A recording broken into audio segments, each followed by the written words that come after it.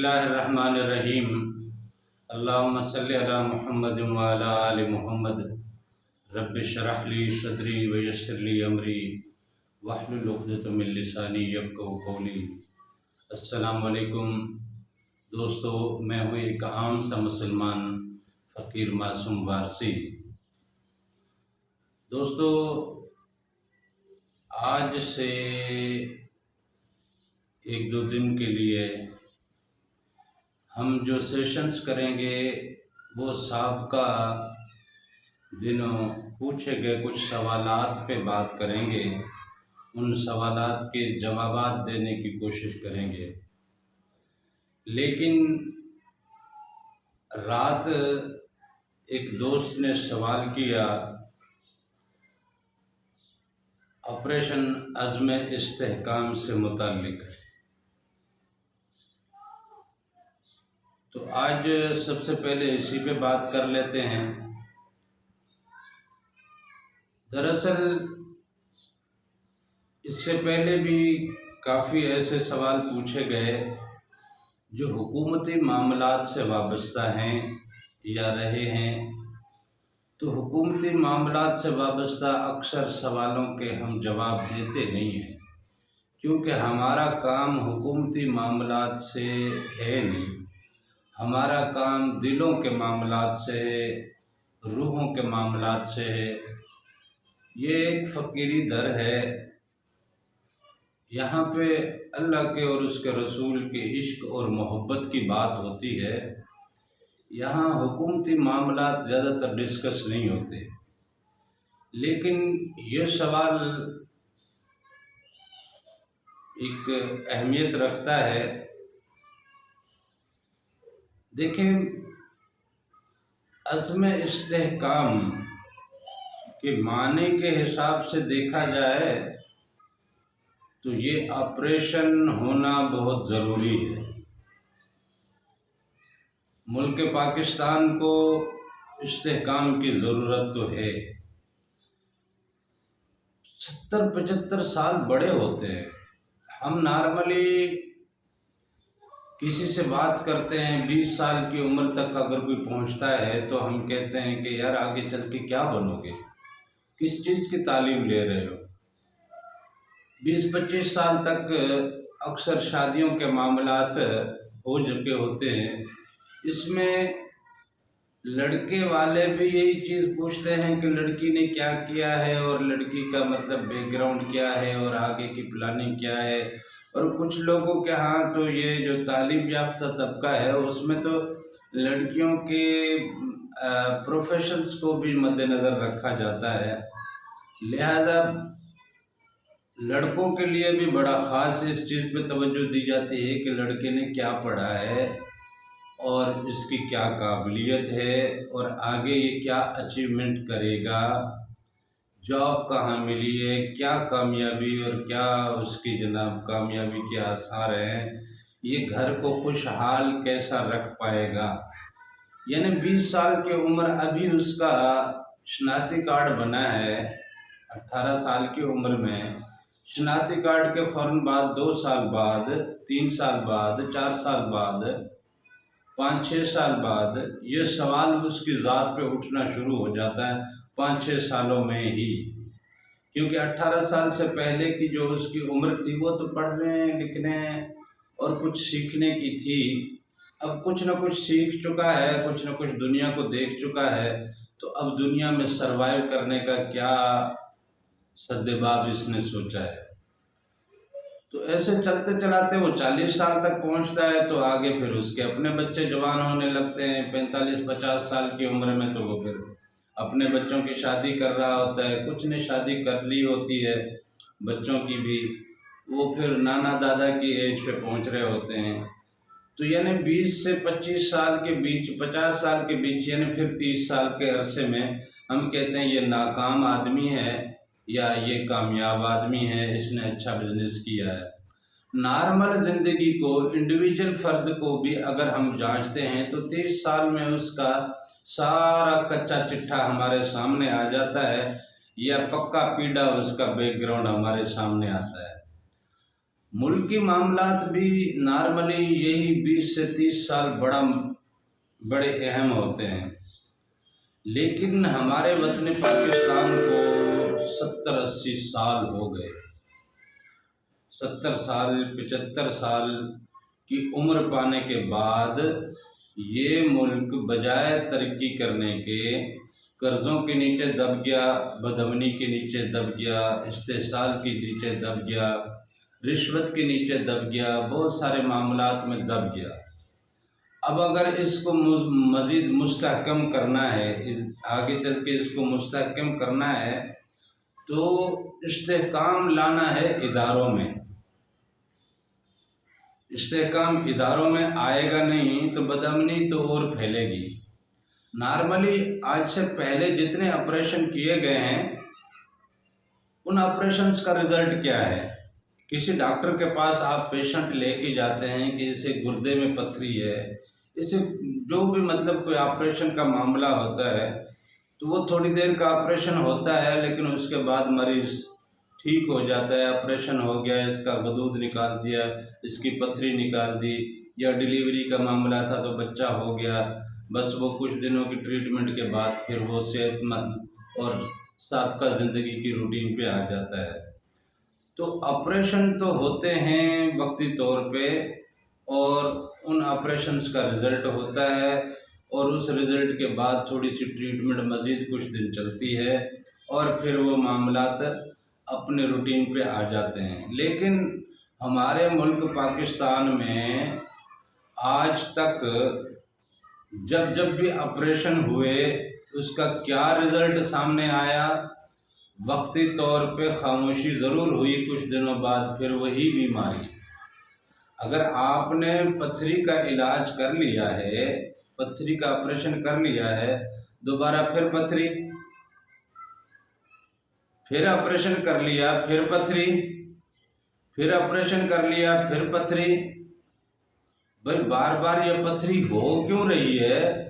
उन वजूहात पे ऑपरेशन किया जाए, उन वजूहात का इलाज किया जाए। अब उन वजूहात को अगर आप देखोगे तो साफ ज़ाहिर है मुल्की मामलात हैं, दफ्तरी मामलात हैं, फौजदारी मामलात हैं, हमारे कोर्ट कचहरियाँ थाने इंसाफ से बिल्कुल खाली हैं। हमारे सरकारी इदारे किसी काम के रहे नहीं हैं,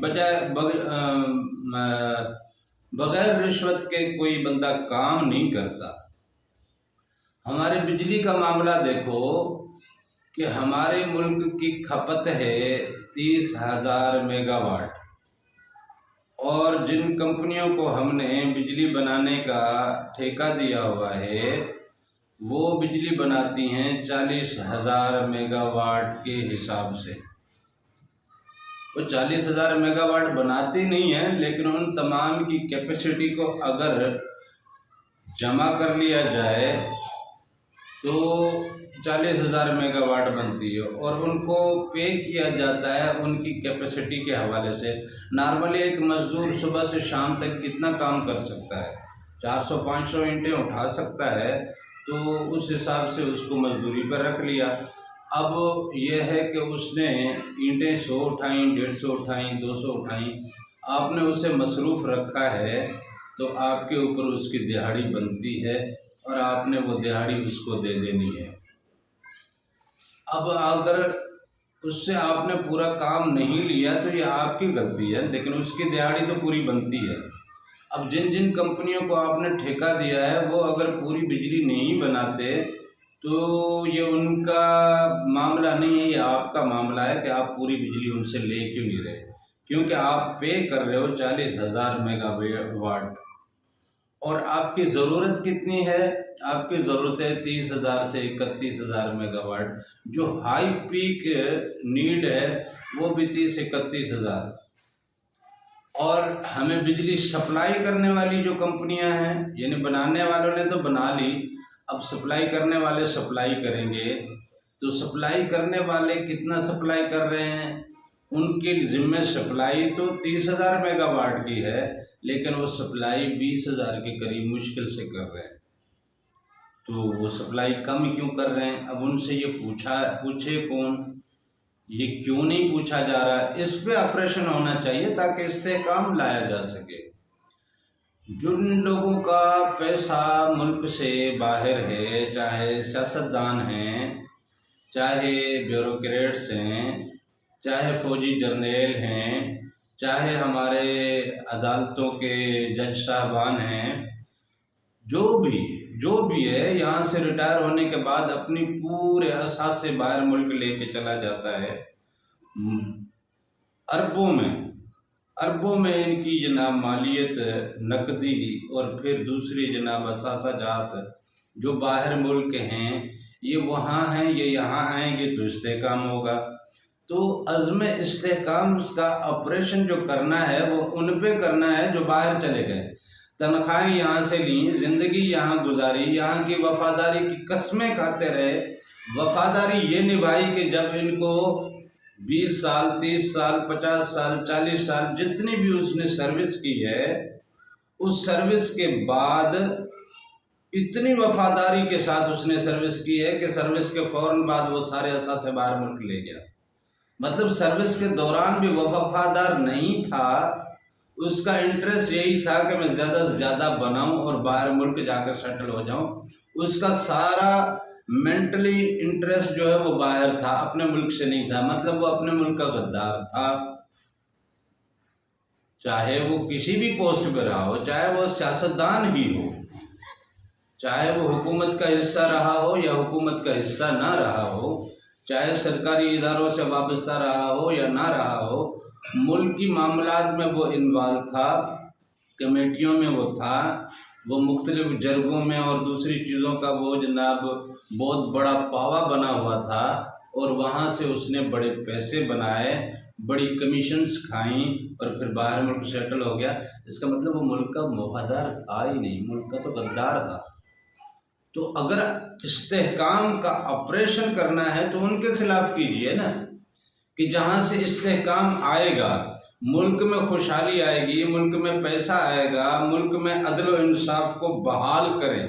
कितने लोग हैं जो बेगुनाह पड़े हैं। अगर नवाज शरीफ को इस ख्याल से माफ़ी दे दी जाती है कि जी नरमी की जाए, मौका दिया जाए, ये इस्लाम की रिवायात में से है, तो भाई हज़ारों कैदी पड़े हुए हैं, हज़ारों कैदी।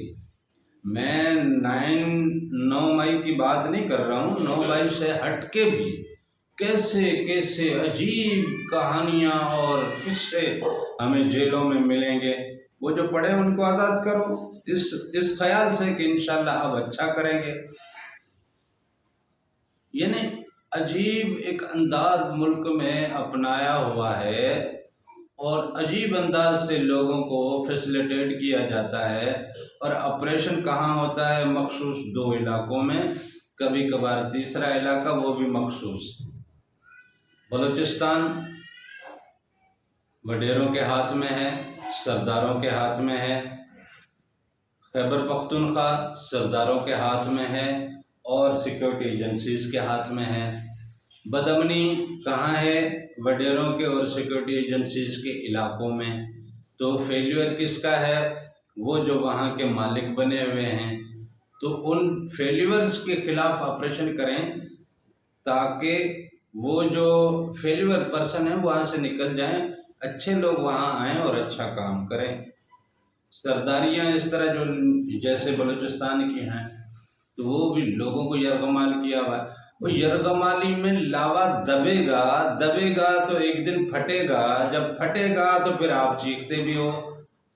अब इसी तरह कराची में, सिंध का सिर्फ एक इलाका है कराची, कच्चे में आप ऑपरेशन कितना करते हो? 4 दिन करते हो दिखाने के लिए, फिर वही कच्चे के डाकू तो कच्चे में रहते हैं, 4 लोग देही पकड़ के आपने अपना बता दिया कि ये फलाएं, ये फलाएं, ये फलाएं, ये फलाएं, और ये जनाब अभी अमन अमान हो जाएगा। कश्मीर में क्या हालत चल रही है, जैकबाद में क्या हालत चल रही है, सरहदी इलाके जो पंजाब के और बलूचिस्तान के, सिंध से वाबस्ता हैं, वहाँ क्या पोजीशन है? ऑपरेशन करें, बिल्कुल करें, इस्तेहकाम लाएं। सारे सियासी लोग इस पे बात भी कर रहे हैं कि ये होना चाहिए, लेकिन ये तो डिसाइड करो ऑपरेशन होना किसके खिलाफ है। दहशतगर्दों के खिलाफ तो भाई दहशतगर्द तो सबसे बड़े वो हैं जिन्होंने कराची को दबाया, यानी एमक्यूएम को अगर ख़त्म किया तो अच्छी बात है, यानी एमक्यूएम तो ख़त्म नहीं हुई लेकिन एमक्यूएम के वो काम जिनकी वजह से कराची सारा यरगमाल था वो सारे जनाब मामला छट गए, तो कराची काफ़ी हद तक पुरअमन हो गया है, अच्छी बात है। लेकिन यह है कि कराची पे पुरअमन करने के बाद अब कराची की बदअमनी कौन कर रहा है? अभी पिछले दिनों ऊंट की टांग वाला जो वाक़या पेश आया है, जुल्म की इंतहा नहीं है। जिसकी ज़मीन है वो भी बरी, जिसका ठेका है वो भी बरी, कुछ और लोग पकड़ लिए और केस बना दिया और कह दिया कि हमने काम कर लिया। ये अजीब बात है। ये जितने भी ऑपरेशन हैं ये ऑपरेशन होने उन लोगों के खिलाफ हैं जो लोग ये ऑपरेशन डिसाइड करते हैं। ये ऑपरेशन होना हकीकत में उनके खिलाफ चाहिए कि जो ऑपरेशन अमल में लाते हैं, क्योंकि वो ठीक से ऑपरेशन, वो असल में ये ऑपरेशन जितने भी हैं ना, ये तमाम जेलसी और हसद की बिना पे ख़ास लोगों को टारगेट किया जाता है, ख़ास लोगों को सिर्फ टारगेट किया जाता है। वो लावा वक्ती तौर पे दबा दिया जाता है, लेकिन लावा दबा हुआ है, लावा जब फटता है ना फिर दोबारा तकलीफ़ होती है। तो लिहाजा ये ऑपरेशन तो यूँ नॉर्मली जितने भी किए जाते हैं सारे अच्छे हैं, लेकिन जिनके खिलाफ़ किए जाते हैं ये सोच के करिए कीजिए कि कौन सा ऑपरेशन कहाँ करना है, बाईं किडनी में है या दाईं किडनी में है कहाँ तकलीफ। हिरनिया का ऑपरेशन अक्सर जनाब दाईं साइड पे मामला होता है, बाईं साइड काट के बैठ जाते हैं, और ऑपरेशन करने वाले कभी तौलिया अंदर छोड़ देते हैं, कभी जनाब सीज़र अंदर छोड़ देते हैं। तो तौलिया और सीज़र जब तक अंदर छूटते रहेंगे, दाएं से के बजाय बाईं किडनी काटी जाएगी, तो ये ऑपरेशन सक्सेसफुल नहीं होते। वक्ती तौर पे बंदा ये समझता है ऑपरेशन हो गया, सब कुछ हो गया, ट्रीटमेंट हो रही है, लेकिन यह है कि वो तकलीफ़ अपनी जगह पे कायम है। उस तकलीफ़ के ख़िलाफ़ ऑपरेशन किया जाए, वो तकलीफ़ मार दी जाए, वो तकलीफ़ मरेगी तो वहाँ दोबारा वो मामला नहीं होगा। लिहाजा ऑपरेशन तो अच्छा है, लेकिन होना जिसके खिलाफ़ चाहिए उनके खिलाफ़ हो नहीं रहा, वो किसी और जगह पे रहा है। तो इस तरह ये मामला कोई ख़ास रिज़ल्ट नहीं लाएगा। ये याद रखिएगा, मैं जो लफ्ज़ कह रहा हूँ कि ये ऑपरेशन पे रिज़ल्ट नहीं लाएगा, ये और ज़्यादा फसाद को जन्म देगा। ये रिकॉर्ड पे रखिएगा, देखिएगा, ये ऐसा ही होगा, क्योंकि पिछले ऑपरेशंस का रिज़ल्ट हमारे सामने है ना, क्या हुआ है? कुछ भी नहीं हुआ। उनका जो कुछ मामला हुआ आज तक, खैबर पख्तूनख्वा में आज तक बदअमनी ख़त्म क्यों नहीं हुई? बलूचिस्तान में बदअमनी ख़त्म क्यों नहीं हुई?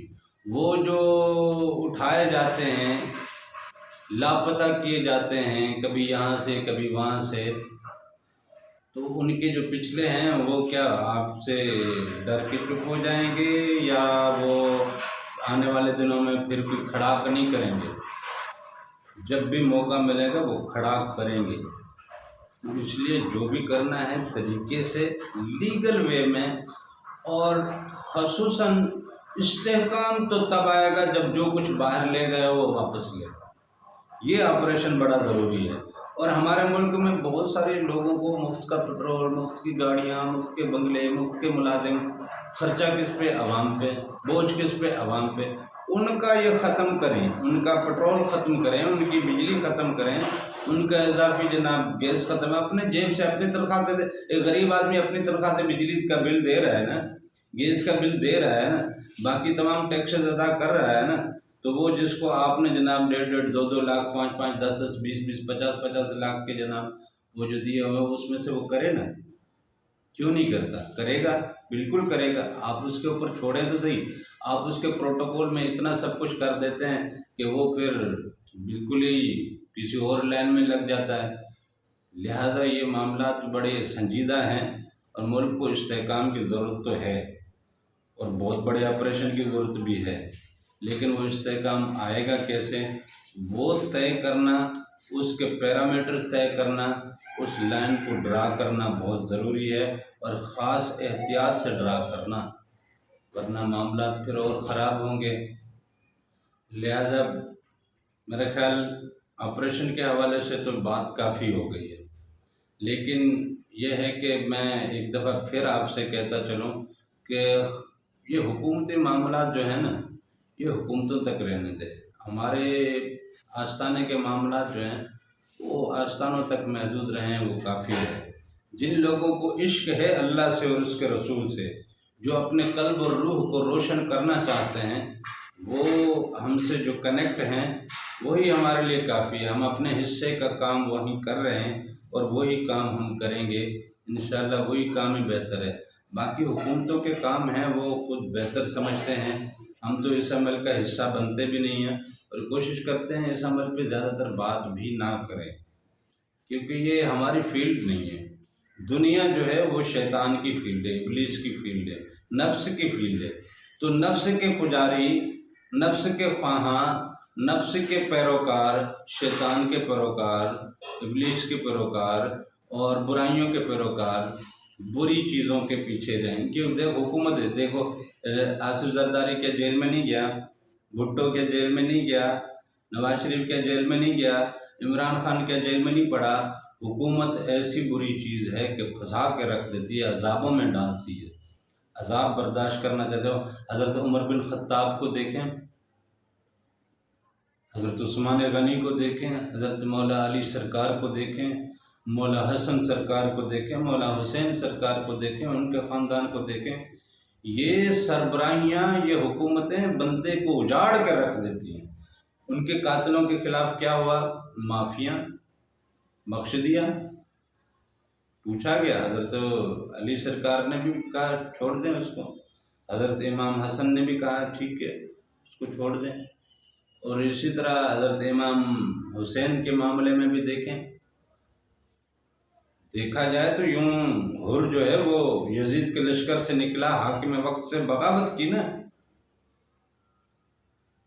लेकिन आज तक आप लोग जो, वो लोग जो आप पे तनकीद करते हैं उनको आप बागी कहते हैं, गद्दार कहते हैं, इंतशारी कहते हैं, तो हुर को भी इंतशारी का लक़ब दीजिए ना, इमाम हुसैन को भी इंतशारी का लक़ब दीजिए ना, वो भी तो हाकिम वक्त के सामने डटा हुआ था ना।